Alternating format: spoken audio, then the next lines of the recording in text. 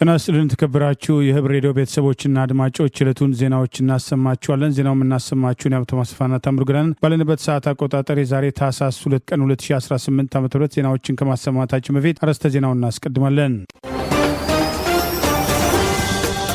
በሸዋ ተማሪዎች ላይ የተሰነዘረው የድሮን ጥቃት፣ የኦሮሚያ ክልሉ ጭፍጨፋና የእናት ፓርቲ ተቃውሞ፣ የጤና ባለሙያዎችና የተረጋገጠ የስራ ማቆም አድማ ጥሪ፣ ትግራይና እንገነጠላለን የሚለው ጄኔራል፣ የጋምቤላው ስጋት፣ የአገዛዙ ጫናና ኢህአፓ፣ ኤርትራ የኬንያ ፍርድ ቤት የሚሉና ሌሎችም ወቅታዊ ዜናዎች ያሉን ዝርዝሩን እንሆ።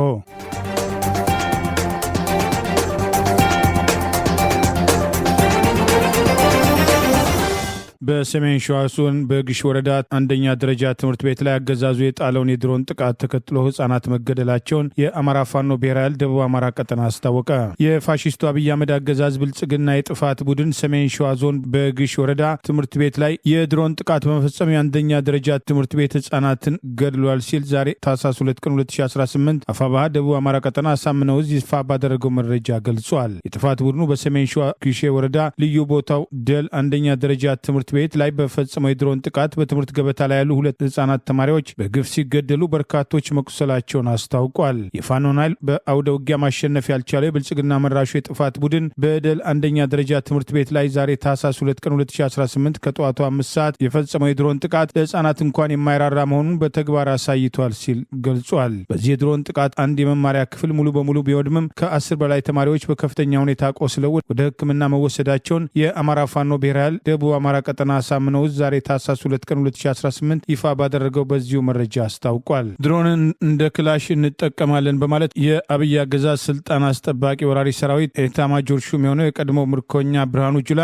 በተደጋጋሚ በሰላማዊ ሰዎች ላይ በሚመራው ሰራዊት በከባድ መሳሪያና በአየር ኃይል የድሮን ጥቃት ሳቢያ በዚህ ዓመት እንኳን በደቡብ ወሎ ጤና ጣቢያ ላይ የተጣለን የድሮን ጥቃት ተከትሎ ለወሊድ የገቡ እናቶችን ጨምሮ ሰላማዊ ሰዎች መገደላቸውና ጤና ጣቢያ ትምህርት ቤቶች የጥቃት ኢላማ ከተደረጉት መካከል ዘንድሮም በተመሳሳይ እርምጃ ሲወሰድ መቆየቱን በማስረጃ መጋለጡ አይዘነጋም። ይህ በእንዲህ እንዳለ ምኒልክ ዕዝ በላጎ ተወርዋሪ ሻለቃ ደሴ ዙሪያ ቀናቶችን ባስቆጠረ ተጋድሎ ድል መቀዳጀቱን የአማራ ፋኖ ብሔራዊ ኃይል ምስራቅ አማራ ቀጠና ምኒልክ ዕዝ ባወጣው መረጃ ገልጿል። በላጎ ተወርዋሪ ሻለቃ በደሴ ዙሪያ ወረዳ እያደረገ ባለው ከባድ ተጋድሎ ዛሬ ታህሳስ 2 ቀን 2018 አራተኛ ቀኑን ባስቆጠረው ጠላት ላይ በሰነዘረው ከፍተኛ ጥቃት ጠላት ከፍተኛ ሰብአዊና ቁሳዊ ኪሳራ ያስተናገደ ሲሆን ተጋድሎ ተጠናክሮ መቀጠሉን አስታውቋል። ህዳር 29 ቀን 2018 በደሴ ዙሪያ ወረዳ ሞቴ ከተማና አስግዶ ላይ ከባድ ጉዳትና ኪሳራ በጠላት ላይ በማድረስ ባንዳ ሚሊሻና የደሴ ፖሊስ በድጋሚ ህዳር 30 ቀን 2018 ያገዛዙ ስልጣን አስጠባቂ ወራሪ ሰራዊት አባላትና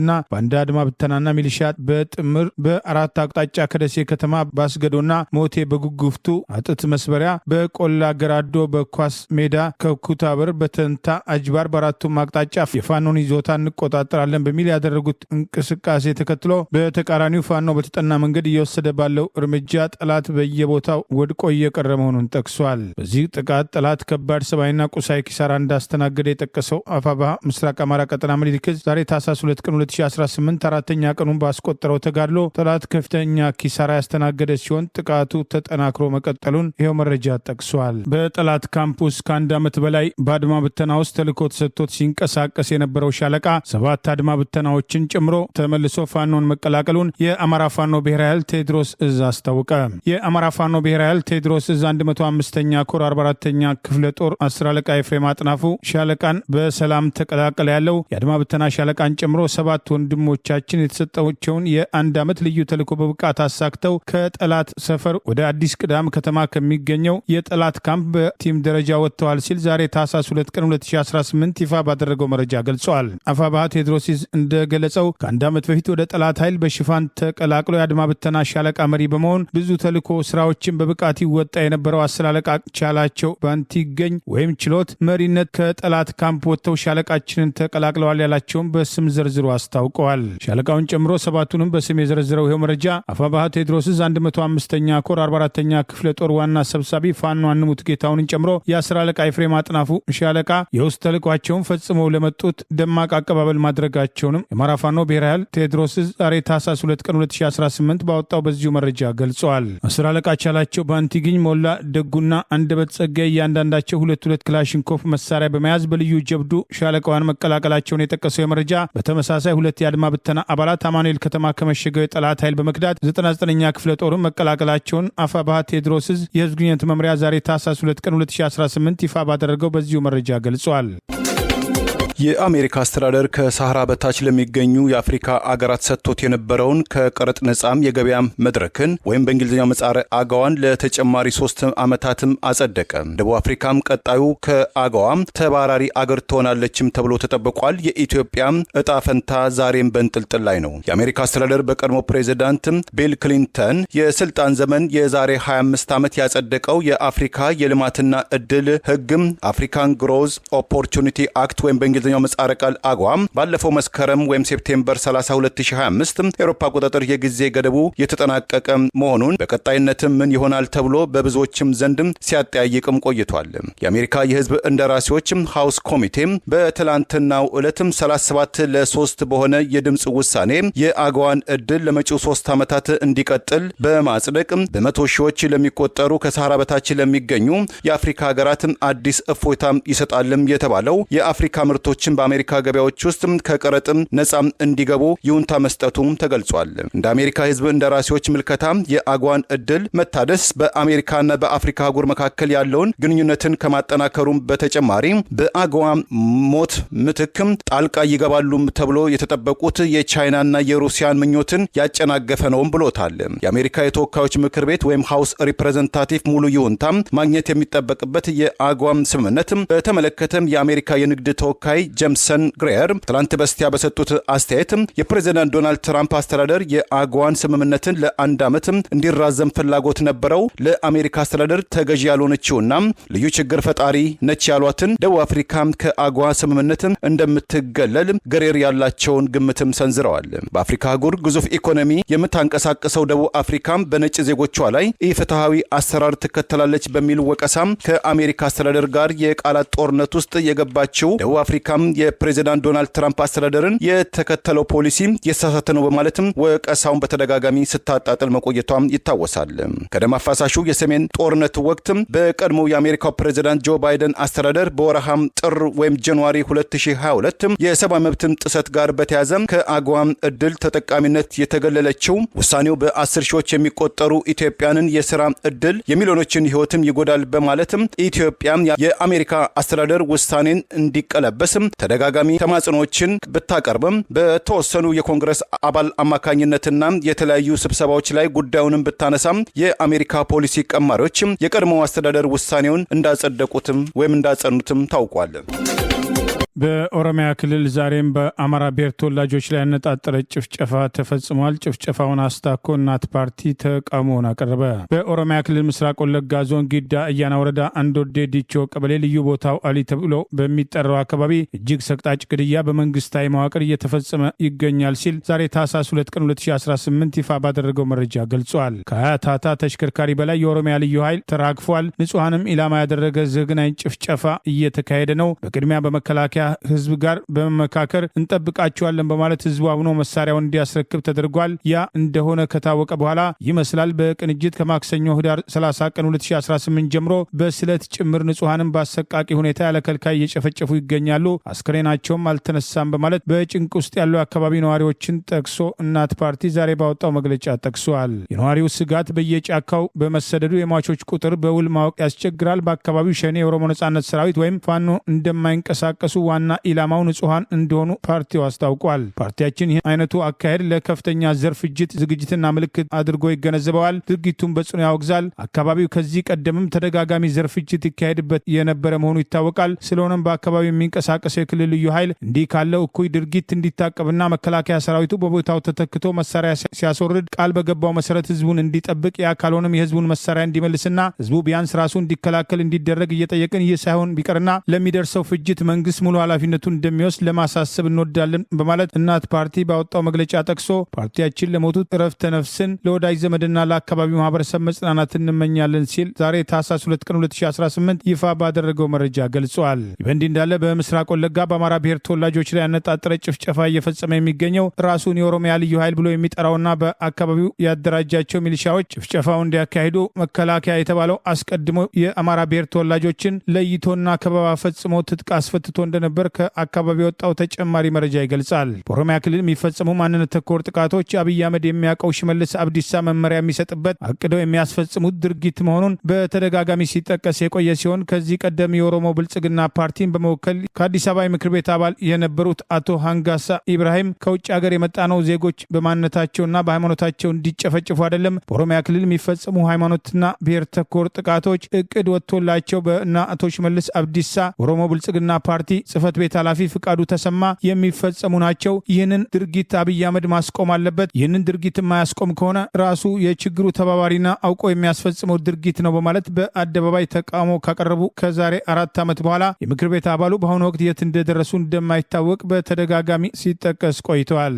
የብሔር ብሔረሰብ እልቁቶችን ሁሉ ተተምኖ ካልኩሌት ተደርጎ ተቀምሞ እየተሰራጨ ያለ ከኦሮሚያ ክልል ፕሬዝዳንት ጽህፈት ቤትና ከኦሮሚያ ክልል ብልጽግና ቢሮ ነው እየተሰራጨ ያለው። እዛ ላይ ያሉ አመራርና አካሄዶቹ ሁሉ ስር ነቀል ነው። ከነ ካቢኔው እንዲህ ካልተገለበጡ በቀር መቼም ሞት አይቆምም። ቃሌን ለምድር ለሰማይ እንዳበቱ የአማራ ህዝብን በመክዳት ለአብይ አህመድ እጁን ሰጥቶ ሰሞኑን ስምምነት አደረገ የተባለው ማስረሻ ሰጤ ስምምነታችንን ተከትሎ የአማራ ህዝብ እፎይታ አግኝቷል፣ ማንነት ተኮር ጥቃት እንዲቆም ስምምነት አድርገናል በማለት ክህደቱን ለህዝብ ተቆርቁሮ የወሰደው እርምጃ አድርጎ ለማቅረብ መሞከሩ አይዘነጋም። አብይ አህመድ በንጹሐን ጭፍጨፋ የሚረካና ጨካኝ መሆኑን በይፋ በማህበራዊ ገጻቸው መጻፋቸውን ተከትሎ ለዳግም እስርና እንግልት የተዳረጉት አቶ ታዬ ደንደአ ራሱ አገዛዙ ባስታጠቃቸው ጠመንጃ ሳቢያ በቅርቡ 7 ዓመት የበቀል እርምጃ ለተፈረደባቸው እስር ዳግም ከመታሰራቸው በፊት በሰጡት ሰፋ ያለ ቃለ ምልልስ አብይ አህመድ አማራን አጠፋለሁ ብሎ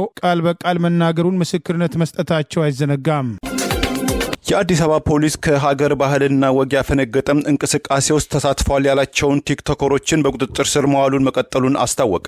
ትውልዱን ወደ አላስፈላጊ ድርጊት የሚያመሩ ባላቸው የማህበራዊ ሚዲያ ዘዋሪዎች ላይ ህጋዊ እርምጃም ይወሰዳል ሲል ፖሊስ አስጠነቀቀ። የመዲናይቱ ፖሊስም ዛሬ ባወጣው መግለጫ የማህበራዊ ሚዲያውን በመጠቀም ከሀገራችን ባህልና ወግ ያፈነገጠም ተግባራትም ሲሰሩ አግኝቻቸዋል ያላቸውን በቲክቶክ ስሙ ልጅ ጄይ ወይም ጎይጋር ኮትም ዋይዋል እናም ከእርሱ ጋር ከአጸያፊ ተግባር ስትፈጽም ተገኝታለች በማለት የጠረጠራትን ከሊሌ ጌቦ አያና የተባሉ ሁለትን ቲክቶከሮችን ለመልካም ጠባይና ስነ ምግባር ተቃራኒ የሆነ መልእክትን ተንቀሳቃሽ ምስልን በቀጥታም ሲያስተላለፉ ባለፈው ታህሳስ 2 2018 ዓ.ም በአዲስ አበባ ከተማ በለሚኩራም ክፍለ ከተማ ወረዳ 9 ልዩ ቦታው ፍሎኒስቶን ሆምስ ከሚባል አካባቢ በቁጥጥር ስር ውለዋልም ብለዋል። በህገወጥ ተግባር ላይ ተሰማርተዋል ባላቸው ቲክቶከሮች ላይ መጠነ ሰፊ ዘመቻ መጀመሩን የገለጸው ፖሊስ በቲክቶክ ስሙ ፕሬዚዳንት ማሜ ወይም ባህሩዲን ሙሰማ የተባለ ቲክቶከርን ከኢትዮጵያዊነት ባህልና ወግም ያፈነገጠም መልእክቶችን ሲያስተላልፍ በቦሌ ክፍለ ከተማ ወረዳ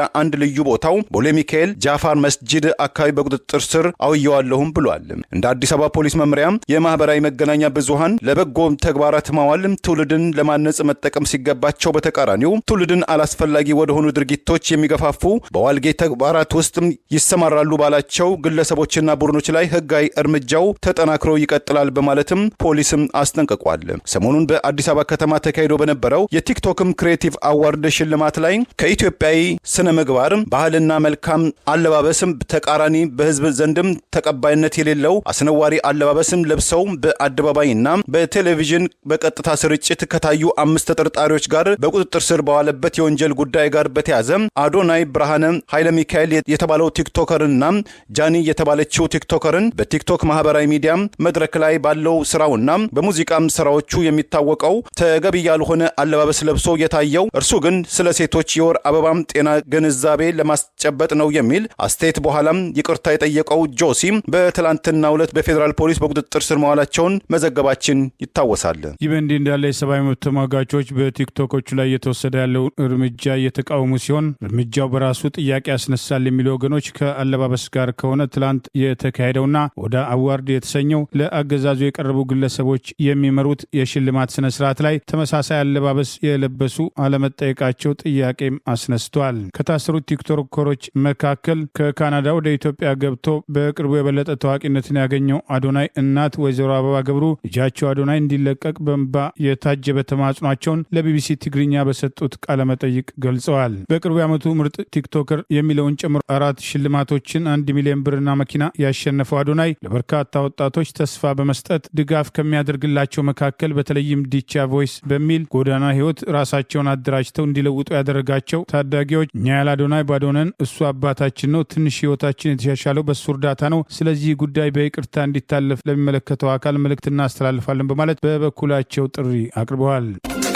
የኢትዮጵያ ጤና ባለሙያዎች ንቅናቄ የመጨረሻው ምዕራፍ አስመልክቶ ሰኞ ታህሳስ 6 ቀን 2018 የሚጀምረው የስራ ማቆም አድማ በመላው አገሪቱ ባሉ የጤና ባለሙያዎች አማካኝነት እንደሚካሄድ ይፋ አድርጓል። የኢትዮጵያ ጤና ባለሙያዎች ንቅናቄ ዛሬ ታህሳስ 2 ቀን 2018 ዓ.ም የመጨረሻውን ምዕራፍ አስመልክቶ ባወጣው መግለጫ ሁሉም ባለሙያና የኢትዮጵያ ሕዝብ እንደሚያውቀው ባለፉት 8 ወራት ንቅናቄው በጥንቃቄ እንዲሁም ህጋዊና ጨዋነት በተሞላበት መንገድ ድህነታችንን እና ያለብንን ችግር የሚረዳና የሚመልስ መንግስት አለ ብሎ በማመን በቁጥር 12 የሚሆኑ የጤና ባለሙያዎችን አንገብጋቢ የህልውና ችግሮች ለሚመለከታቸው የመንግስት አካላት በተዋረድ አስገብቶ መፍትሄ ሲጠባበቅ ቆይቷል ሲል አስታውሷል። ይሁን እንጂ ምንም ተስፋ ሰጪ ባልሆነና አደረግን ባሉት የደሞዝ ማሻሻያ ብቻ የጤና ባለሙያውን አፍ ለማዘጋት እየሞከሩ ይገኛል። የትርፍ ሰዓት ክፍያ እንኳን በተሻሻለው ደሞዝ መሰረት አንሰራም፣ በጀት የለም እያሉ ባለሙያውን በማስፈራራትና በማፈን ላይ ይገኛሉ ሲል ይኸው መግለጫ ጠቅሷል። በገባነው ቃል መሰረት የተሰጡት ቀናት ሲያበቃ አገልግሎት መስጠት በድጋሚ እንደምናቆም ንቅናቄው ደጋግሞ አስጠንቅቋል ያለው የኢትዮጵያ ጤና ባለሙያዎች ንቅናቄ ጊዜውም ደረሰ፣ እቅዳችንም ከፊታችን ሰኞ ማለትም ታህሳስ 6 ቀን 2018 ጀምሮ በአብዛኛው የአገሪቱ ክፍል የስራ ማቆም አድማው ተፈጻሚ ይሆናል ሲል መግለጫው አስታውቋል። መንግስት ለህዝብ ምንም ደንታ እንደሌለው በመረዳት ሆስፒታሎችና ሌሎች የጤና ተቋማት ሙሉ በሙሉ በመዝጋት ሊደርስ የሚችለውን የህዝባችንን እልቂት ለመቀነስ ድንገተኛ ክፍሎች ክፍት እንዲሆኑ አስበን የነበረ ቢሆንም ባለሙያዎቻችን እንደ ከዚህ ቀደሙ ተነጥለው እንዳይጠቁ በማሰብ ሙሉ ለሙሉ አገልግሎት እንዲቆም ወስነናል። እናም ውድ ህዝባችን ወደዚህ ውሳኔ የገባ ነው በመንግስትና በየክልሉ ባሉ አመራሮች እንዝላልነት መሆኑን ሊገነዘብልን ይገባል በማለት ለህዝቡ ጥሪ አቅርበዋል። በየትኛውም አካባቢ በባለሙያዎች ላይ እስር፣ አካላዊ ጉዳት ማድረስና ማሳደድ እንዳይኖር የሚመለከታቸው ተቋማቱ እንዲከታተሉ ጥሪያችን እናስተላልፋለን ብለዋል። አጥጋቢና ተጨባጭ መልስ የሚሰጠን ከሆነ ወዲያው ወደምንወደው ስራችን የምንመለስ ይሆናል። ከሰኞ ጀምሮ ምንም አይነት ፕሮግራም ከማውጣት ተቆጠቡ። የሚያወጡ አስተባባሪዎች ካሉ በአስቸኳይ እንዲያቆሙ አሳውቁ። ሁሉም ባለሙያ በመኖሪያ ቤት ቁጭ ብሎ አንድነቱና ቁርጠኝነቱን ማሳየት ይጠበቅበታል። በማንኛውም ቀንና ሰዓት የንቅናቄው መሪዎች የሚሰጡትን መመሪያ ማየትና መተግበር አለበት። በባለሙያው ላይ ጥቆማና ወከባ የሚፈጽም ማንኛውንም አካል ባለሙያዊ መዝግብ፣ ለንቅናቄው ሪፖርት ያድርግ። የጸጥታ አካላት የኃይል አማራጭ የሚጠቀሙ ከሆነ ሀገሪቱ ወዳልተፈለገ ግጭት እንዳትገባ፣ ሌላ ዓላማ ያላቸው አካላት እንዳይገቡ ጥንቃቄ ይደረግ በማለት የኢትዮጵያ ጤና ባለሙያዎች በዚሁ መግለጫ የጠቀሰ ሲሆን ወደ ስራችን የሚመልሰን ጥያቄያችን ትክክለኛ ምላሽ እንጂ መሳሪያ ወይም የመንግስት ማስፈራሪያ አይደለም በማለት ታህሳስ 6 ቀን 2018 ዓ.ም የሚጀምረውን አገር አቀፍ የስራ ማቆም አድማ በተመለከተ ባወጣው በዚሁ መግለጫ ላይ ጠቅሷል። እኛ የንቅናቄው መሪዎች እስከ ሞት ልንታገልላችሁ፣ እናንተ ትእዛዝ መፈጸም እንዴት ጥርጣሬ ውስጥ ትገባላችሁ? አታሳፍሩንም። በዚህ እናምናለን። ከድህነት የምንወጣበት፣ በቀን 3 የምንመገብበት፣ ለኪራይና ቤተሰብ ለመጠየቅ ወይም ለመመስረት የማንንቀሳቀስበት ጊዜ ላይ ነን። እንበርታ። ለቀጣዩ ትውልድና ለህዝባችን ጤና ስንል የጤና ስርዓቱን ማስተካከል የኛ ግዴታ ነው። 3 ቀን ብቻ ቀርቶናል በማለት የኢትዮጵያ ጤና ባለሙያዎች ንቅናቄ ዛሬ ታህሳስ 2 ቀን 2018 ይፋ ባደረገው የመጨረሻው ምዕራፍ መግለጫ ጥሪ አቅርበዋል። ይህ በእንዲህ እንዳለ የጤና ባለሙያዎች ብቻ ሳይሆን መምህራንና ሌሎችም የመንግስት ሰራተኞች የኑሮ ውድነቱን ምክንያት በማድረግ የሚከፈላቸው አነስተኛ ደሞዝ ኑሮን መቋቋም አለመቻላቸውን በተደጋጋሚ በምሬት ሲያነሱ የቆዩ ሲሆን የኢትዮጵያ ጤና ባለሙያዎች ንቅናቄን ጥሪ በመደገፍ ሊቀላቀሉ ይገባል በሚል መግለጫውን ተከትሎ አስተያየቶች በስፋት እየተሰጡ ይገኛል። በአገሪቱ ውስጥ ተንቀሳቅሰን መኖር አልቻልንም፣ ህይወታችን አደጋ ላይ ወድቋል ያሉት አሽከርካሪዎችም ከዚህ ቀደም የጤና ባለሙያዎችን ንቅናቄ ጥሪ በመቀላቀል የራሳቸውን የስራ ማቆም አድማ በማድረግ በአገዛዙ ላይ ጫና በማድረግ ለጋራ መፍትሄ እንዲቆሙ ጥሪ ቀርቦ የነበረ ሲሆን የኢትዮጵያ ጤና ባለሙያዎች ንቅናቄ ዛሬ ባወጣው መግለጫ ለየትኛውም ወገን ጥሪ አቅርብ እንጂ ከዚህ ቀደም ባደረገው የስራ ማቆም አድማ ላይ የአሽከርካሪዎችና መምህራንም ከጎኑ እንዲቆሙ ጥሪ ማድረጉ አይዘነጋም። ከዚህ ቀደም የጤና ባለሙያዎች በተለያዩ ሀገራት ሀገራት ያደረጓቸውን ተቃውሞዎች ተከትሎ ውጤት ያመጡ ሲሆን በኬንያም ወጣቶች በአገሪቱ የጣለውን ግብር በመቃወም ያነሱትን ተቃውሞ ተከትሎ ፓርላማ ያጸደቀውን ግብር የአገሪቱ ፕሬዝዳንት ከተቃዋሚዎቹ ጋር ከተነጋገሩ በኋላ ውድቅ ማድረጋቸው አይዘነጋም። በኢትዮጵያ ውስጥ ሁሉም ለውጥ ይፈልጋል፣ በአገዛዙ ተማረዋል፣ ኢኮኖሚያዊ ቀውሱ መድረሻ አሳጥቶታል። ነገር ግን ተባብሮ አለመታገሉ ዛሬም ለችግር እየዳረገው ነው። የኢትዮጵያ ጤና ባለሙያዎችን ንቅናቄ መቀላቀል ወሳኝ መሆኑን አንዳንዶች አስተያየት በመስጠት የጤና ባለሙያው በአንድ ላይ ከቆመ ውጤታማ እንደሚሆንና ሌላውም ወገን እንዲቀላቀለው ንቅናቄው መሪዎች በይፋ ጥሪ ሊያቀርቡ ይገባል የሚል አስተያየት እየሰጡ ይገኛል። ከዚህ ቀደም በመከላከያ ኢንጂነሪንግ ሜቴክ ከፍተኛ ሙስና በቁጥጥር ስር ውሎ የነበረው የህወሓቱ ጀኔራል ከኢትዮጵያ ጋር ጉዳይ የለንም፣ ከኤርትራ ጋር መዋሃድ እንፈልጋለን ማለቱ መነጋገሪያ ሆነዋል። ህወሓት የፌዴራል መንግስቱን ስልጣን በበላይነት በተቆጣጠረበት ወቅት በመከላከያ ውስጥ ከነበሩ ከፍተኛ የህወሓት ባለስልጣናት መካከል ኢንጂነሪንግ ኩባንያ የሆነው ሜቴክ ዋና ስራ አስፈጻሚ የነበረውና በከፍተኛ የሙስና ወንጀል ታስሮ ከህወሓት ጋር የተደረገውን የውስጥ ሽምግልና ተከትሎ የተለቀቀው ጀኔራል ክንፈ ዳኘው ከኢትዮጵያ ተገንጥለን ከኤርትራ ጋር መዋሃድ እንፈልጋለን ማለቱ መነጋገሪያ ሆነዋል። የትግራዩ ጀኔራል የቀድሞው ሜቴክ ዋና ስራ አስፈጻሚ ጀኔራል ክንፈ ዳኘው የትግራይ ህዝብ ሁለት አማራጮች ከኢትዮጵያ ጋር ባርነት ወይስ ከኤርትራ ጋር ነጻነት እንዳለው ብራህ ከተሰኘው የማህበራዊ ሚዲያ ጋር ባደረገው ቃለ መጠይቅ ገልጿል። ከኢትዮጵያ ተገንጥለን ከኤርትራ ጋር መዋሃድ እንፈልጋለን ያለው ክንፈ ዳኘ በአሁኑ ወቅት ወደ ቅድመ ጦርነት ሁኔታ እየተመለሰች ያለችው ትግራይ የኢትዮጵያ መንግስት ቁጥጥር ስር መግባት የለባትም። በትግራይና በኢትዮጵያ መካከል ያለው ብቸኛ ግንኙነት የፕሪቶሪያ ስምምነት ነው። ከዚያ ውጭ ምንም አይነት ማሰሪያ የለም። ትግራይ በአነስተኛ መስዋዕትነት ሀገር መሆን አለባት። የሚፈጸመው በፖለቲካዊ ቁርጠኝነትና በህገ መንግስቱ አንቀጽ 39 መሰረት ነው። የትግራይን ሀገርነት ለማደናቀፍ የሚንቀሳቀስ አካል ካለ ለመመከት ወይም ለኃይል አማራጭ ለመጨረስ መዘጋጀት ያስፈልጋል። ሁሉም የፖለቲካ ኃይሎች ትግራይን ወደ አገርነት ለማሸጋገር በጋራ መቆም አለባቸው። የትግራይ ፖለቲካ ኃይሎች ጌታቸው ረዳን ጨምሮ በህዝብ ፍላጎት ላይ የተመሰረተ ነው ያሉትን የመገንጠል አጀንዳ እንደሚያቀነቅኑ ይታወቃል ሲል አስተያየቱን ሰጥቷል። የፕሪቶሪያው ስምምነት አብይ አህመድ ከህወሓት ጋር በሚስጥር የመከረበትና በኋላም በአደባባይ ሌሎችን አግልሎ የተደረገው ስምምነት ሁለት ሀገር ለመፍጠር ያላቸውን እቅድ ለማስፈጸምና ይህንኑ እቅድ ተግባራዊ ለማድረግ ስምምነት ተደረገ በተባለ ማግስት አማራን ለመውጋት ጦርነት ያወጀው አብይ አህመድ ይህንን እቅድ አማራ ያደናቅፈኛል በሚል ስሌት የአማራ ህዝብን በመጨፍጨፍ 5-6 ቦታ ከፋፍለን እናዳክማለን በሚል የተወሰደ ቢሆንም ጦርነቱ ባሰቡት ልክ በ3 ወራት ውስጥ አማራን ትጥቅ ማስፈታት ከትጥቅ አልፎ ቀበቶ የማስፈታት የሚለው እቅድ መክሸፉን ተከትሎ ከህወሓት ጋር ከጊዜ ወደ ጊዜ የገቡበት የፖለቲካ ቁርቋሶ ህወሓት ከኤርትራ መንግስት ጋር ወግኗል በሚል አብይ አህመድ ለስልጣን ያሰጋኛል በሚል ትግራይን ዳግም ጦርነት ውስጥ ለማስገባት እየሰራ መሆኑ በተደጋጋሚ በወቀሳ ሲነሳ ቆይቷል። ህወሓት የህዝብ ለህዝብ ግንኙነትን መከልከል አልችልም ያለውን ከኤርትራ ጋር ህዝብ ለህዝብ ተገናኘ የተባለበት እንቅስቃሴ ጥምዶ የሚል ፖለቲካዊ ትርጉም የተሰጠውና የህወሓትና የሻዕቢያ መሪዎችን ግልጽ ግንኙነት ያሳያል። የዚህ ግንኙነት መሰረቱ ደግሞ አብይ አህመድ ሰሜኑን ጋዛ አደርጋሉ የሚለው ዛቻ በጋራ ከሚያጠፋን በጋራ እንቁም የሚል ውሳኔ ላይ ደርሰው ነው የተባለ ቢሆንም ዛሬም ህወሓትም ሆነ የኤርትራ መንግስት በይፋ ከህወሓት ጋር የሚያደርጉትን ስምምነትና ግንኙነት በተመለከተ የሚሰጡት ማረጋገጫ የለም። በሙስና ከትግራይ ተይዞ አዲስ አበባ በስር ላይ የነበረውና ከጦርነቱ በኋላ ከህወሓት ጋር ይደረጉ የነበሩ ድርድሮችን መሰረት አድርጎ በሽምግልና በውስጥ የተፈታው ጀኔራል ክንፈ ዳኘው በከፍተኛ ሀብት ዝርፊያ ስማቸው ከሚነሳ የህወሓት ወታደራዊና የፖለቲካ አመራሮች ተርታ በግንባር ቀደምትነት ከሚሰለፉት የሚካተት ሲሆን በጦርነቱ ወቅት ኢትዮጵያ ብትንትኗ ትውጣ በሚል በይፋ አቋሙ የሚታወቀው ጌታቸው ረዳ ወልቃይትን በፕሪቶሪያ ስምምነት ሽፋን ከያዙ በኋላ ለመገንጠል ዓላማቸውን ለማሳካት እየተንቀሳቀሱ መሆኑ በተደጋጋሚ ሲጠቀስ ቆይተዋል። ዛሬ መነጋገሪያ የሆነው የጀኔራል ክንፈ ዳኘው አስተያየት በተጨማሪ መጽሐፍ አስመረኩ ባለበት መድረክ ጀኔራል ባጫ ደበሌ የኦሮሞ ብልጽግና ኦህዴድ ኦነግ ኃይል አባት የሚባለው አባዱላ ገመዳ ጨምሮ አሰብን ወደብ በተመለከተ የሰጡት አስተያየትና በተለይም ጀኔራል ባጫ ደበሌ በኃይል ጭምር ለመቆጣጠር የሚቻልበት እድልን በተመለከተ አጽንኦት መስጠቱ ተመሳሳይ መነጋገሪያ ሆኖ እንደነበር አይዘነጋም። የቀድሞው የኢትዮጵያው ጠቅላይ ሚኒስትር አቶ ታምራት ላይኔ በደቡብ እስያ አገር ኔፓል ውስጥ የሚገኙ ፖለቲከኞችና ወጣቶችም ከግል ጥቅማቸው ወጥተው ለሰብአዊነትና ለአገር ብልጽግናም ትኩረት እንዲሰጡም ጥሪ ያቀረቡ። ኢትዮጵያ በዘመነ ኢህአዴግ ፈጣን የኢኮኖሚ እድገትም አስመዝግባም እንደነበረም አቶ ታምራት ለታዳሚዎችም እማኝነታቸውን ሰጡ። በኔፓል ሎምቢን ከተማም ዛሬ ሐሙስ በተከፈተው ለ3ኛው የዓለም ሰላም ኮንፈረንስ ላይ የተገኙት የራሳቸውን ህይወትም ተሞክረው ያጋ ያጋሩት አቶ ታምራት ላይኔ የኔፓል ህዝብ ሰላማዊና የበለጸገ አገር ለመገንባት ከፈለጉ የፖለቲካ አመራሩና ወጣቶች ከራስ ወዳድነት በመውጣት ዘመናዊነትንና ቀና አመለካከት ያለው አኗኗርን እንዲከተሉ የዘመናዊ ቴክኖሎጂ አጠቃቀም ላይ ኃላፊነትን እንዲያስቀድሙ ምክረ ሐሳብ ሰጥተዋል። የራሳቸውን ህይወት በአመጻና በሰላም ውስጥ ያለፈ እንደነበረ ያወሱት አቶ ታምራት ላይኔ እኔ ለ16 ዓመታት በአብዛኛው በአመጻ በታጀበ አቤታዊ እንቅስቃሴ ውስጥ ነበርኩኝ። ከደርግ አገዛዝ ጋር ተዋክተናል። የ70,000 ሰዎችም ህይወት ተገብሯል። እንደ ፈረንጆቹ አቆጣጠር በ1991 ኢህአዴግ ስልጣን ሲይዝ በኢትዮጵያ ውስጥ የሰላም አየር በጦርነት ደመና ላይ ድል ተቀዳጅቷል። የተለያዩ የፖለቲካ ፓርቲዎች ወደ ክብ ጠረጴዛ እንዲመጡ አድርገናል ብለዋል። አቶ ታምራትም ሲቀጥሉም በኢትዮጵያ ደህንነት ታሪክ እንዲሆን ጥረት መደረጉን አውስተው ከዚህም አኳያ ኢትዮጵያ ለ10 ዓመታት ያህል በአፍሪካ ውስጥ ፈጣን ኢኮኖሚ እድገትም ካስመዘገቡ አገራት መካከል ተጠቃሽ እንደሆነችም ገልጸዋል።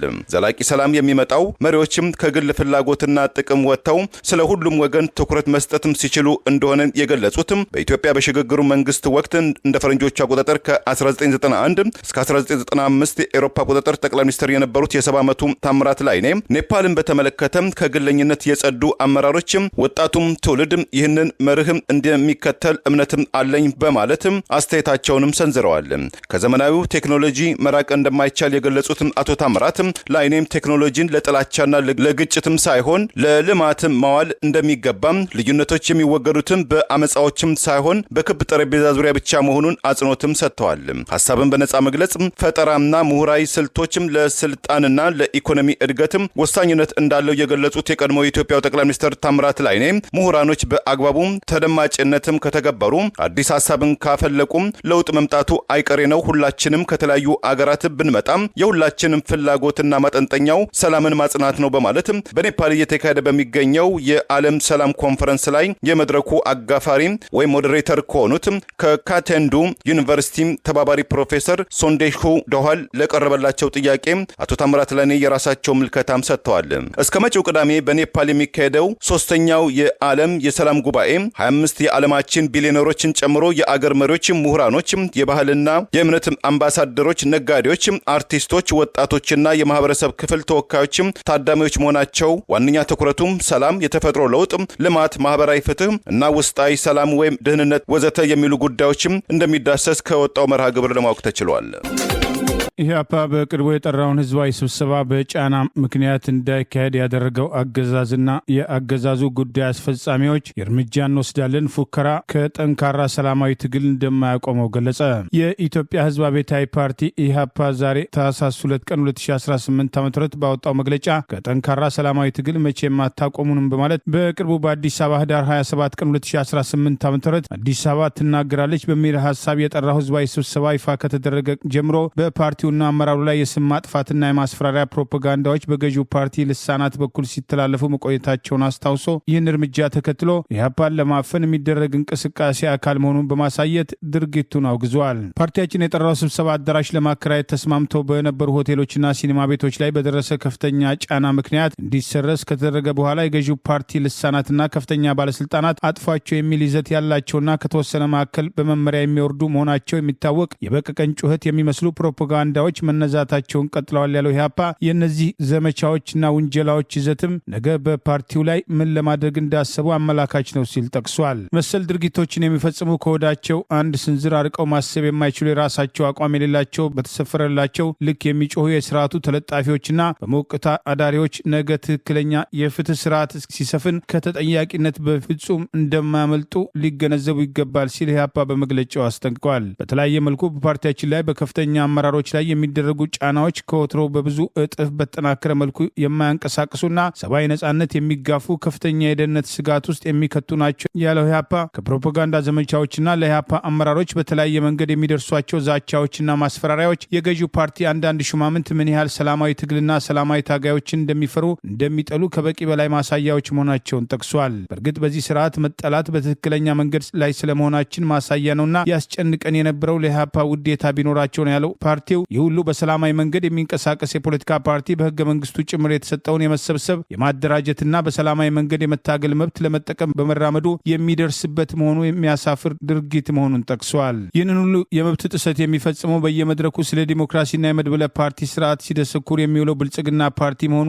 ራሱን ትዝብት ላይ ጥለዋል ያለው ኢህአፓ አንድ የመንግስት ከፍተኛ ሹም ስላልነበረበት እና በልጅነቱ ከሰሚ ውጭ ስለማያውቀው የነጭ ሽብር ታሪክ ከማንሳት ይልቅ እርሱና የሚያገለግለው መንግስቱ በየቦታው ስለሚጥዷቸው ጦርነቶች፣ ስለሚገፏቸው ሰብአዊ መብቶች፣ በጅምላ በድሮን ስለሚጨፈጭፏቸው ንጹሐን፣ ወላጅ አልባ ስላደረጓቸው ህጻናት፣ ለስልጣናቸው ሲሉ ከበው ስለሚያስርቡት ህዝብ፣ ስለደፈሯቸው በመቶ ሺዎች የሚቆጠሩ ሴቶች፣ በየእስር ቤቶቹ ስላጎሯቸው ጋዜጠኞችና ፖለቲከኞች በጀመረ አፋቸው ለማውራት ቢችሉ መልካም ነው በማለት ኢህአፓ በተዘዋዋሪ የአብይ አህመድ ማህበራዊ ጉዳይ አማካሪ የተባለው ዳንኤል ክብረት የነጭ ሽብር ጉዳይ አልተረሳም በሚል የኢህአፓ ስብሰባ መታገድን ተከትሎ ለማስፈራራት የሄደበትን ርቀት በመግለጫው ጠቀስ አድርጓል። በነጋጃቸው በትግራይ ላይ ስለፈጸሙት በአማራ፣ በኦሮሚያ፣ በሁሉም የኢትዮጵያ ክፍል ላይ እየፈጸሙ ስላለው መከራና ግፍ ቢነግሩን እንጠብቃለን በማለት የነጭ ሽብርን ጉዳይ በአብይ አማካሪ ዳንኤል ክብረት በኩል እንደ ማስፈራሪያ የቀረበበት ኢህአፓ በዛሬው መግለጫ ገዢው ፓርቲ አሁን እየሄደበት ባለው መንገድ አመራሮችን ኢላማ በማድረግና የፓርቲውን ስም ያውም ከመንግስት አመራሮች በማይጠበቅ መልኩ በማጠልሸትና በሐሰት በመወንጀል ኢህአፓን ከሰላማዊ ትግል እንዲወጣ ማድረግ እንደማይቻል እናሳውቃለን ብለዋል። ኢህአፓ እየተደረጉት ያሉ አፈናዎች፣ ማስፈራሪያዎች እና ጫናዎች ትግሉን አጠናክሮ ለመቀጠል የሚያስችለው መሆኑን ጠቅሶ የኢትዮጵያ ህዝብ እስከዛሬ በምናደርገው ትግል ውስጥ በቆራጥነት ከጎናችን በመቆም እየሰጠ ላለው ከፍተኛ ህዝባዊ ድጋፍ ልናመሰግን እንወዳለን። ከዚህ በኋላም በምናደርገው ጉዞ ይህ ድጋፍ እንደማይለየን ባለሙሉ እምነት ነን ሲል ጥሪ አቅርበዋል። ኢህአፓ አሁን በያዘው መንገድ ሰላማዊ ትግሉን አጠናክሮ እንደሚቀጥል ገልጾ ለዚህም የሚከፈለውን ዋጋ ሁሉ ከፊት ሆኖ ለመክፈል ያለውን ቁርጠኝነት ዛሬም በድጋሚ ለኢትዮጵያ ህዝብ ያረጋግጣል ሲል ዛሬ ታህሳስ 2 ቀን 2018 ባወጣው በዚሁ መግለጫ አስታውቋል።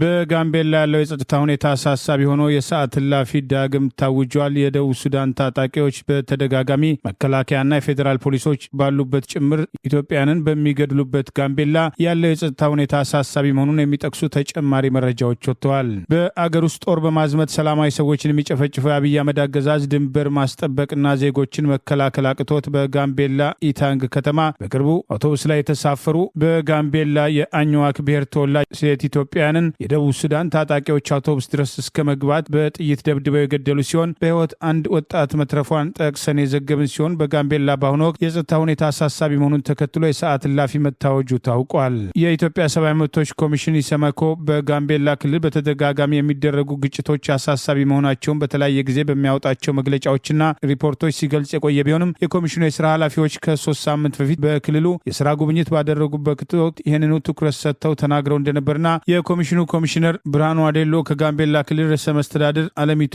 ኡመድና ከሌሎች የስራ ኃላፊዎች ጋር በነበረው ውይይት በክልሉ አልፎ አልፎ ይከሰታሉ ያሏቸውና ለማሳነስ የሞከሯቸውን ግጭቶችና ጥቃቶች ለማስቀረት ጠንካራ የቅድመ መከላከል ስራ እንዲሰራ ጠይቀው እንደነበር ወደ አዲስ አበባ ከተመለሱ አንድ ወር ባልሞላ ጊዜ ውስጥ በክልሉ ዳግም በተፈጸመ ጥቃት ሳቢያ በጋምቤላ ከተማ የሰዓት እላፊ መታወጁን ኢትዮጵያን ኢንሳይደር ዛሬ ዘግቧል። የክልሉ መንግስት መቀመጫ በሆነችው የጋምቤላ ከተማ ከምሽቱ 1 ሰዓት በኋላ በሚደረግ ተሽከርካሪና የሰው እንቅስቃሴ ላይ ክልከላ የተጣለው ከትላንት በስቲያ ማክሰኞ ህዳር 30 ቀን 2018 የጋምቤላ ከተማ አስተዳደር ከጸጥታ አካላት ውጭ በሚደረግ ማንኛውም እንቅስቃሴ ላይ ገደብ የጣለው በወቅታዊ የጸጥታ ሁኔታ ምክንያት እንደሆነ ተጠቅሷል። በዚሁ ዘገባ ላይ የተጠቀሱና በትናንትናው ዕለት ከጋምቤላ ከተማ አስተያየታቸውን የሰጡ የከተማ ነዋሪ በከተማው ባለው የጸጥታ መደፍረስ ምክንያት እርሳቸው በሚገኙበት አካባቢ ትምህርት ቤቶችና ባንኮች ዝግ መሆናቸውን ተናግረው የሰዎች እንቅስቃሴ ሙሉ ለሙሉ ባይቆምም በከተማው የመኪና እንቅስቃሴ እንደቀነሰ አስረድተዋል። እኚሁ ግለሰብ እርሳቸው በሚሰሩበት የመንግስት ተቋም ስራ እንደነበሩ ቢገልጹም የመንግስት ሰራተኛ የሆኑት ሌላኛዋ የጋምቤላ ከተማ ነዋሪ ግን በትላንትናው ዕለት በስራ ገበታቸው ላይ እንዳልተገኙና ልጆቻቸውንም ወደ ትምህርት ቤት እንዳላኩም ጭምር ተናግረዋል። ልጆች ትምህርት ቤት አልሄዱም፣ ሰው ይፈራል፣ ልጆችም አይልክም፣ ማክሰኞ ማታም ጥንቃቄ አድርጉ፣ ልጆቻችሁን ያዙ ተብሎ በተለያየ ቋንቋ በይፋ በድምፅ ማጉያ ሲነገር ነበር። ስለዚህ ይህንን እየሰማሽ ልጅሽን አትልኪም በማለት መናገራቸውን ኢትዮጵያን ኢንሳይደር ዘግቧል። የጋምቤላ ከተማ አስተዳደር ከከተማይቱ አጠቃላይ አመራሮች ጋር በዛሬው ዕለት ደግሞ ትላንትናና ዛሬ ባደረገው ውይይት የንግድ የሌሎች አገልግሎት ሰጪ ተቋማት ክፍት ሆነው አገልግሎት መስጠት እንዲጀምሩ ማሳሰቡን፣ በትላንት ውይይት ሁሉም የመንግስት ሰራተኞች ወደ መደበኛ ስራቸው እንዲመለሱ ውሳኔ መተላለፉን የከተማ ኮሚኒኬሽን ጉዳዮች ጽህፈት ቤት መግለጹን ጭምር ጠቅሷል። ዛሬ የተወሰኑ የሰዎች እንቅስቃሴ መኖሩን የጠቀሰው ኢትዮጵያን ኢንሳይደርስ ዘገባ የመንግስት ሰራተኞች የሆኑ የከተማዋ ነዋሪ እርሳቸው የሄዱበት በአቅራቢያቸው የሚገኝ ባንክ አሁንም ዝግ እንደሆነና ልጆቻቸውን ዛሬም ወደ ትምህርት ቤት አለመላካቸውን ገልጸው በከተማው የክልልና የፌዴራል ፖሊስ አባላት አባላት ተሰማርተው መመልከታቸውን ጠቅሰዋል። ለሰዓት እላፊ መታወጅ የጸጥታ መደፍረስ ምክንያት የሆነው ከትላንት በስቲያ ማክሰኞ ምሽት በከተማው ቀበሌ 03 ኢትዮ ቴሌኮም በሚገኝ አካባቢ የተፈጠረ ክስተት እንደሆነ የጠቀሱት ምንጮች የከተማይቱ የፖሊስ መምሪያ ኃላፊ እንዳረጋግጠው አንድ ግለሰብ በሁለት ሰዎች ላይ በሽጉጥ ጉዳት ካደረሰ በኋላ የአንደኛው ሕይወት ማለፉና ሌላኛው ሕክምና እየተደረገለት እንደሚገኝ ጠቅሰው ጉዳት ያደረሰው ግለሰብ ሮጦ ማምለጡን የገለጹት ኃላፊ በቁጥጥር ስር ለማዋል ክትትል እየተደረገ መሆኑንም ተናግረዋል። የኢትዮጵያ ሀገር አድን ንቅናቄ ምክትል ሊቀመንበር አቶ ኦባንግ ኡማን በቅርቡ ከህብር ሬዲዮ ጋር ባደረጉት ቃለመጠይቅ በጋምቤላ ኢታንግ ከተማ የደቡብ ሱዳን ታጣቂዎች የሰነዘሩትን ጥቃት ተከትሎ ጥቃቱ በክልሉ በተደጋጋሚ የጋምቤላ ከተማን ጨምሮ እንደሚፈጸም በመጥቀስ በኢታንግ ጥቃቱ በተፈጸመበት ወቅት የመከላከያና የፌዴራል ፖሊስ አባላት በስፍራው እንደነበሩ አገሪቱን የሚጠብቃት የለም፣ አገሪቱን ሸጠዋታል፣ ጋምቤላን ለኦሮሚያ ክልልና ለደቡብ ሱዳን በሚል ተከፋፍለዋል በሚል ቅሬታቸውን ያቀረቡ ሲሆን በተደጋጋሚ ተመሳሳይ ቅሬታዎች ሲነሱ መቆየታቸው አይዘነጋም። በሳውዲ አረቢያ የ4 ቀን የሥራ ጉብኝት በማድረግ ላይ የሚገኙት የኤርትራው ፕሬዝዳንት አቶ ኢሳያስ አፈወርቂ በነዳጅ ሀብቱ የበለጸገችው ሳውዲ አረቢያ እንደ ናይል ተፋሰስና የቀይ ባህር ባሉ ቀጠናዊ ጉዳዮች ላይ ያላትን ተሳትፎ እንድታሳድግ እንደዚሁም ለቀጠናው ሰላም ከፍተኛ አስተዋጽኦ እንድታደርግ ሲሉ ጥሪ አቀረቡ። ሳውዲ አረቢያን በእነዚህ በወሳኝ ቀጠናዊ ጉዳዮች ላይ ለምክክር ለማድረግ ወደ ኤርትራም ልዑካን ቡድኗን እንደምትልክ መግለጿም ተሰምቷል። በሪያድ የሚገኙትም ፕሬዝዳንት ኢሳያስ አፈወርቂ በትላንትናው ዕለትም ከሳውዲው ልዑል አልጋ ወራሽ መሐመድ ቢን ሳልማን ጋር ውይይት ያደረጉ ሲሆን የኤርትራ ማስታወቂያ ሚኒስትር የማነ ገብረ መስቀል ይህንንም ውይይትም አጋርተዋል። አቶ ኢሳያስም ከትላንት በስቲያ ማክሰኞ ዕለት ወደ ሳውዲ አረቢያ በንጉስም ሰልማን ቢን አብዱልአዚዝ አል ሳዑድ ግብዣም ተደርጎላቸው ወደ ሪያድ ያመሩ መሆናቸው መዘገባችን ይታወሳል። በሪያድ ከሳውዲ መንግስትና ከፍተኛ ባለስልጣናት ጋር ስብሰባዎችን እንደሚያደርጉ የማስታወቂያ ሚኒስትሩ አቶ የማነ ገብረ መስቀል ማስታወቃቸው አይዘነጋም። የሁለቱ መሪዎች ንግግር በሁለትዮሽ ግንኙነትም እንደዚሁም ለሁለት አገራት ወሳኝ ጥቅም ባሏቸው ሌሎችም ጉዳዮች ላይ ያተኮረ እንደነበረ የማስታወቂያ ሚኒስትሩ ያመለከቱ ሲሆን ሞቅ ያለ እንደነበረ የተገለጸው የሁለቱ መሪዎችም ውይይትም አገራቱ ያላቸውን ታሪካዊና ወንድማማቻዊ ግንኙነትን የተነሳበትን እንደነበረም ተጠቅሷል። ሁለቱ አገራትም ኢኮኖሚያዊ ትብብሮች ላይ ያላቸውን የሁለትዮሽ ግንኙነትም ለማስፋት ያላቸው ተስፋና እድል ላይ ያተኮረም እንደነበረም ተገልጿል። ፕሬዚዳንት ኢሳያስና ልዑል አልጋ ወራሽ መሐመድም ቀጠናዊ ጉዳዮችን በተመለከተ ያደረጉት ውይይትም ወቅታዊ ሁኔታዎችን በተመለከተ ምልከታም መለዋወጥ ላይ ያውጠነጠነ እንደነበረ የማስታወቂያ ሚኒስትሩ በኤክስ ገጻቸው አጋርተዋል። ሁለቱ ወገኖችም ሳውዲ አረቢያ በእነዚህ ሁሉ ቀጠናዊ ጉዳዮች ላይ ስለሚኖራትም ተገቢ ሚና የተወያዩ ሲሆን ፕሬዚዳንት ኢሳያስ ሳውዲ አረቢያም ከዚህ ቀደም በእነዚህ ጉዳዮች ላይ ንቁ ሚና እንዳልነበራትም ማንሳታቸውም ተመልክቷል። አቶ የማነ የዳበረ ኢኮኖሚያዊ እድገትም እንዲኖር ለማድረግ ዘላቂ ቀጠናዊ ሰላምን ማስፈን አስፈላጊ ቅድመ ሁኔታ መሆን ያሰመሩበትም ሲሆን ፕሬዝዳንቱም ይህንኑ ማንሳታቸውም ተመዝግበዋል። ፕሬዝዳንት ኢሳያስም አክለውም በጠቅላላው በሰፊው ቀጠናዊና በተለይም በጎረቤቶቻችን ሰላምና መረጋጋት ለማስፈን ሳውዲ አረቢያ ከፍተኛ ሚና እንድትጫወትም ሲሉ መጠየቃቸው ተመልክተዋል። ወደ ኤርትራ የሚጓዘው የሳውዲ ልዑክ ቡድን ፕሬዝዳንት ኢሳያስ ባነሷቸው ወሳኝ ቀጠናዊ ጉዳዮች ላይ ጥልቅ ምክክር እንደሚያደርግ ልዑል አልጋ ወራሹ መግለጻቸው የተጠቀሰም ሲሆን ባለፉት ወራት ኢትዮጵያ የባህር በር ተደራሽነትን የአሰብን ወደብን ጉዳይን በተመለከተ ካነሳቸው ጥያቄ ጋር ተያይዞ ኤርትራም ከሳውዲ አረቢያ ጋር ለማልማት ፍላጎት እንዳላት የሚገልጹ ሪፖርቶችም እየወጡ መሆናቸው ተመልክቷል። የኬንያ መንግስት በቅርቡ ከአሜሪካ መንግስት ጋር የተፈራረመው የጤና ስምምነትም የኬንያ ሉዓላዊነትን የሚጣረስ ነው በማለትም የአገሪቱ ከፍተኛ ፍርድ ቤትም እገዳም ጣለበት። የኬንያ መንግስትም ሰሞኑን ከአሜሪካ መንግስት ጋር ለ5 ዓመታት የሚዘልቅ የ208 ቢሊዮን የኬንያ ሽሊንግ ወይም 1.6 ቢሊዮን የአሜሪካን ዶላር የጤና ዋስትና ስምምነት በኬንያ የሉዓላዊነት መብትም የግል የመረጃ ደህንነት ወይም ዳታ ፕራይቬሲ ላይ የሚጣረስም የአሜሪካ ተቋማት በኬንያ የጤና ተቋማትና ዳታ ላይ ተቆጣጣሪ የሚያደርጋቸው ነው የሚል ስጋትን ተከትሎም ውሉን ለጊዜው ፍርድ ቤቱ አግዶታል። ተጨማሪ መመሪያም እስከሚሰጥ ድረስም ተግባራዊ እንዲሆን ሲል ፍርድ ቤቱ አዟል። እገዳውን ያስተላለፉት ዳኛ ባልቲ ማሉያ ኬንያ ሸማቾች ፌዴሬሽን ኮንሱመርስ ፌዴሬሽን ኦፍ ኬንያ በኩል የቀረበላቸውን አቤቱታም ይህ አይነቱ የጋራ ስምምነት በርካታ የኬንያን ህጎችን የሚጣረስም የኬንያ ዜጎችን የግል መረጃም ከአደጋ ውስጥ የሚጥል ነው የሚለው ስጋት ሚዛን ስለሚደፋም የኬንያው መንግስት ከአሜሪካ አስተዳደር ጋር ባለፈው ታህሳስ ወይም በፈረንጆቹ ዲሴምበር 4 2025 ዋሽንግተን ዲሲ ላይ የተፈራረመው የጤና ተግባር ለጊዜው ተግባራዊ እንዳይሆን ዳኛው ወስነዋል። የኬንያ መንግስት እስከ መጪው አዲሱ የፈረንጆቹ ዓመትም ጥር ወይም ጃንዋሪ 16 2026 ድረስ ይግባኝ ማቅረብ እንደሚችል ጉዳዩን በመጪው የካቲት ወይም ፌብሩዋሪ 12 2026 እንደሚታይ ፍርድ ቤቱ ወስኗል። የኬንያው ፕሬዝዳንት ዊሊያም ሩቶ በተገኙበት ዋሽንግተን ዲሲ ላይ በአሜሪካ ውጭ ጉዳይ ሚኒስትር ማርኮ ሩቢዮና በኬንያው ጠቅላይ ካቢኔት ሴክሬታሪ ሙሳላ ማዲ መካከል የተፈረመው የ208 ቢሊዮን ሽልንግ ስምምነት እንደ ኬንያ ሸማቾች ማህበር አቤቱታ የኬንያ ህዝብ ያልመከረበት የኬንያ ህዝብ የግል የጤና ሚስጥሮችን ለአሜሪካ መንግስት አሳልፎ የሚሰጥና የኬንያ ህገ መንግስትን የሚጣረስ ነው ብለውታል። የአሜሪካና የኬንያ መንግስት የተፈራረሙበትን የጤና ስምምነትን ከተቃወሙና ለፍርድ ቤቱ የአቤቱታ ፊርማ ካቀረቡት መካከል አንዱ የሆኑት የህዝብ እንደራሴው ኦኪያ አንድሬው የጤና ስምምነቱ ለፖለቲካ ፍጆታም ሲባል የኬንያውያን የጤናና የእኩልነት መብታቸውን የሚያኮነምስ ለኬንያውያን ብሔራዊ ጥቅም ሳይሆን ለአሜሪካ የውጭ ፖሊሲ ያጎበደደ ስምምነት ነው በማለትም የተቃውሞ አስተያየታቸው መስጠታቸው የአገሪቱ መገናኛ ብዙሃን ዘግበዋል። ለዛሬ ያሉን ዜናዎች እነዚህ ናቸው። ዜናውን ስታደምጡ ለቆያችሁ የህብር ሬዲዮ ቤተሰቦችና አድማጮች ምስጋናችን ይድረሳችሁ። የህብር ሬዲዮ ኦፊሻል ቻናላችንን ሰብስክራይብ ያላደረጋችሁ ሰብስክራይብ በማድረግ በተጨማሪም የደውል ምልክቱን በመጫን የህብር ሬዲዮ ቤተሰብ እንድትቀላቀሉ በአክብሮት እንጋብዛለን።